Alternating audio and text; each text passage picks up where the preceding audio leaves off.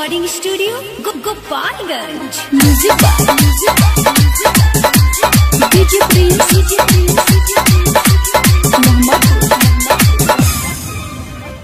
कहेलू बाबा अब होई का होई, मानी लो बात तारा होई का होई। कहेलू बाबा अब होई का होई, मानी लो बात तारा होई का होई। लेके तू मोला जड़ी कुल्ही पे ए बुची एगो टोटरम काला, ए बुची एगो टोटरम काला, हाथ फेरना तनी गुली पे।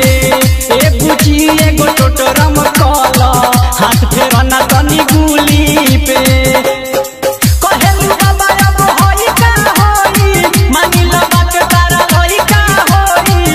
कहेलू बाबा अब होई का होई, मानी लो बात तारा होई का होई। लेके तू मोला जड़ी कुल्ही पे ए बुची एगो टोटरम काला, ए बुची एगो टोटरम काला, हाथ फेरना तनी गुली पे। ए बुची एगो टोटरम काला, हाथ फेरना तनी गुली पे।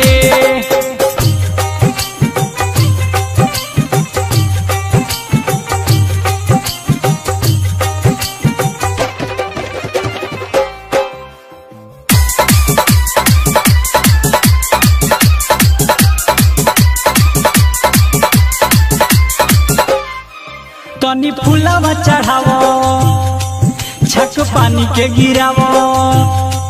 तनी फूलवा चढ़ावो, छक पानी के गिरावो। मैं अछत मिला के बुचिया कहतानी जवन कल तनी आगावा से भल जनी एने ओने देखो बुचिया। उठे ना रे हम दरदिया तनी को, छापे ना पड़ी हरदिया तनी को। उठे ना रे हम दरदिया तनी को, छापे ना पड़ी हरदिया तनी को। लेके टूटी कटनु मूली पे ए बुची एगो टोटरम काला, ए बुची एगो टोटरम काला, हाथ फेरना तनी गुली पे।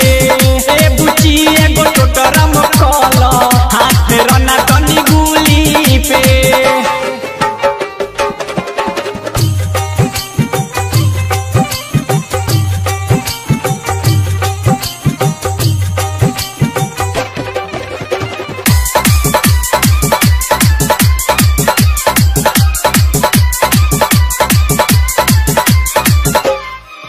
तनी घुंघटा हटावो, बात बाटे का बतावो।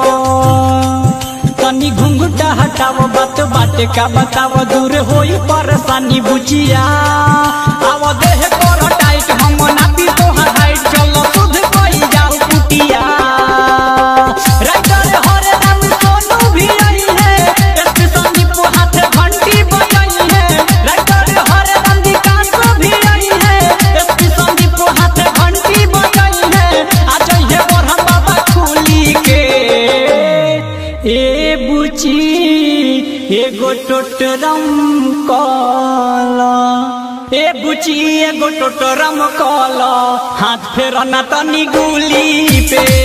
ए बुची एगो टोटरम काला, हाथ फेरना तनी गुली पे। अरे ये बात तनी जल्दी करो, ध्यान को बैठे के टाइम हो गइल बा।